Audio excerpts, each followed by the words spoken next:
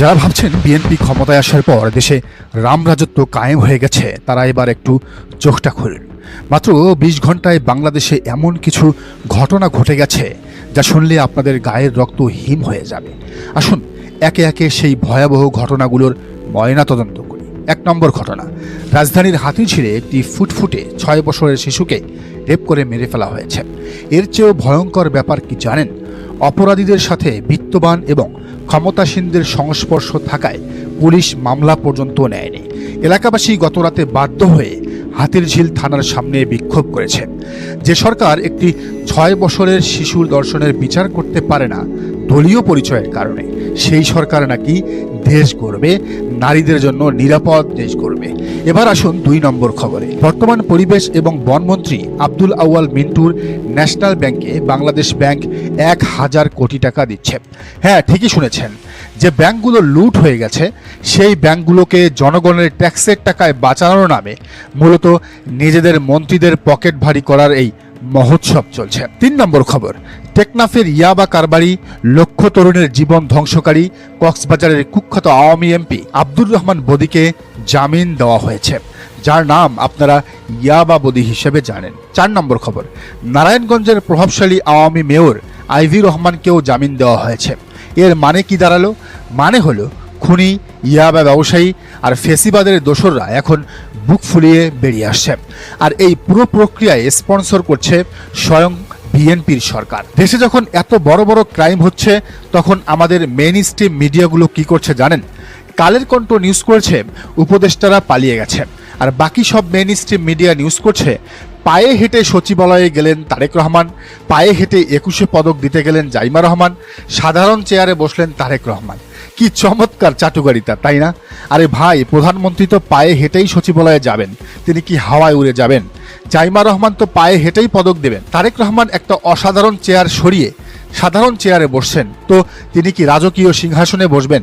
এই সস্তা লোক দেখানো নিউজগুলো দিয়ে মিডিয়া আসলে হাতিরঝিলের দর্শন, মিন্টুর ১,০০০ কোটি টাকার লুট এবং খুনিদের জামিন পাওয়ার মূল ঘটনাগুলোকে আড়াল করার চেষ্টা করছে।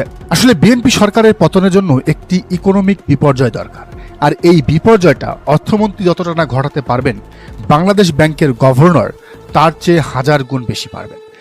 মিন্টুর ন্যাশনাল ব্যাংকে ১,০০০ কোটি টাকা দেওয়ার ঘটনাটি তার জলযন্ত্র প্রমাণ। ব্যাংক খাতের দেউলিয়ত্বটা এখন খুব দ্রুত ঘটবে।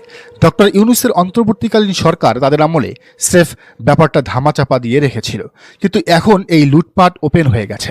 রাজনীতি বিশ্লেষক খোমেনি এহসান ৪ দলীয় জোটের বিপর্যয়কে খুব নিবিড়ভাবে স্টাডি করেছেন। তিনি বলছেন, সেই সময়কার মতোই এমন অনেক কিছুই করা হচ্ছে যা খুব দ্রুত বিএনপির আরেকটি বড় বিপর্যয় ডেকে আনবে।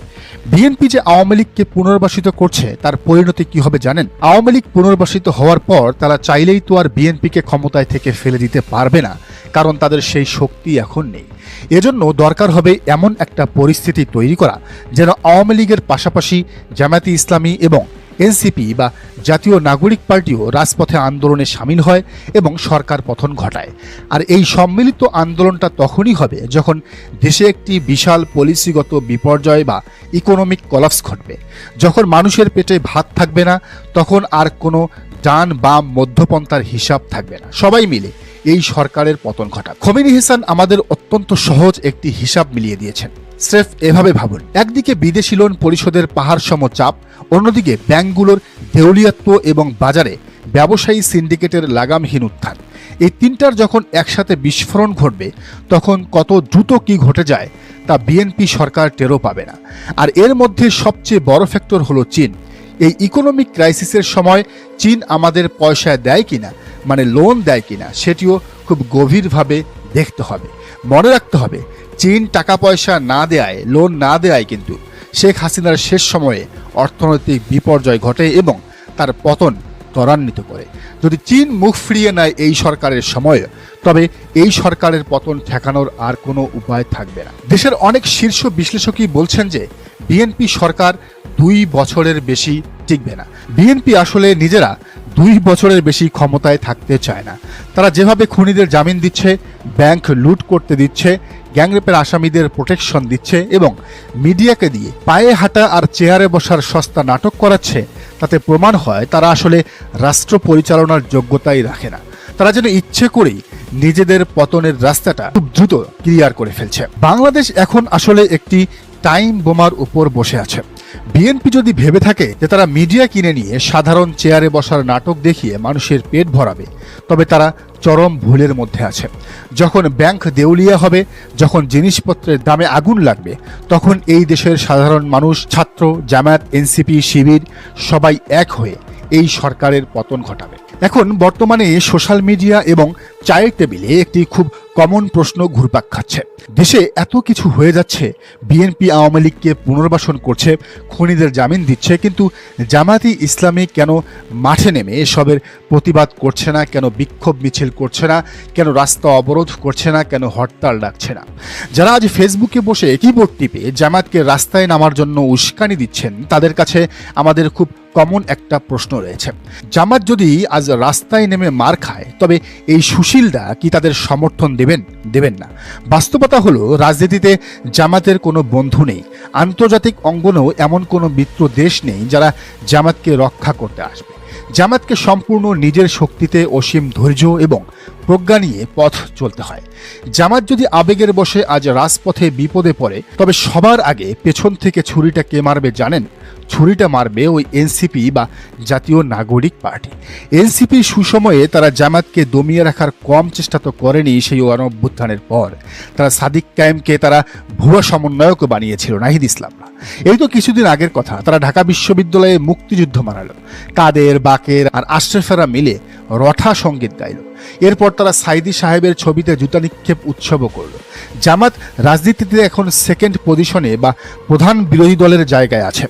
জামাত না থাকলে বা বিপদে পড়লে এই পজিশনটা সরাসরি এনসিপির দখলে যাবে। জামাতের ভোটারদের একটা বড় অংশ এনসিপির প্রতি সহানুভূতিশীল, এটা সত্য। তাই জামাত আউট হলে সবচেয়ে বড় রাজনৈতিক লাভ হবে এনসিপির। এরা আসলে এটাই চাচ্ছে। এই সহজ হিসাবটা জামাত খুব ভালো করেই বোঝে। তাই এনসিপির অ্যাক্টিভিস্টরা যারা বলছেন জামাত কেন মাঠে নেই, জামাত একটা হিজড়া দল, তাদের উদ্দেশ্যটা কিন্তু পরিষ্কার। এখন জামাত যদি এদের উস্কানিতে পা দিয়ে বিএনপির বিরুদ্ধে বা সরকারের বিরুদ্ধে এখনই মারমুখী আন্দোলন করে, তবে কি হবে? তখন ভারত, বিএনপি, আওয়ামী লীগ, বামপন্থী, হেফাজত, চরমনাই, এমনকি এনসিপিও একজোট হয়ে এই জামাতকে পিষে ফেলবে। সবাই মিলে জামাতকে একটা সহিংস দল হিসেবে ট্যাগ দিয়ে তাদের রাজনৈতিক অস্তিত্ব মুছে ফেলার চেষ্টা করবে। জামাতের এই নীরবতা কোনো দুর্বলতা নয়, এটি অত্যন্ত তাৎপর্যপূর্ণ একটি মাস্টার স্ট্রোক করেছে। বিএনপি এখানে আওয়ামী লীগকে পুনর্বাসন করে নিজেদের পায়ে কুড়াল মারছে। সেখানে জামাত চুপ থেকে বিএনপি এবং আওয়ামী লীগের এই তিলেস্মাতি মানুষের চোখে আঙ্গুল দিয়ে দেখিয়ে দিচ্ছে। জামাত এখন সম্ভবত পরিস্থিতি খুব ভালো মতো পর্যবেক্ষণ করবে।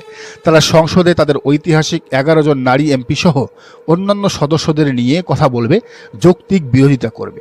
আর রাজপথের যে লিপ সার্ভিস বা কথার রাজনীতি, তা তারা এনসিপির উপর ছেড়ে দেবে। জামাতের আমির ডাক্তার শফিকুর রহমান অত্যন্ত সঠিক পলিসি নিয়েছেন।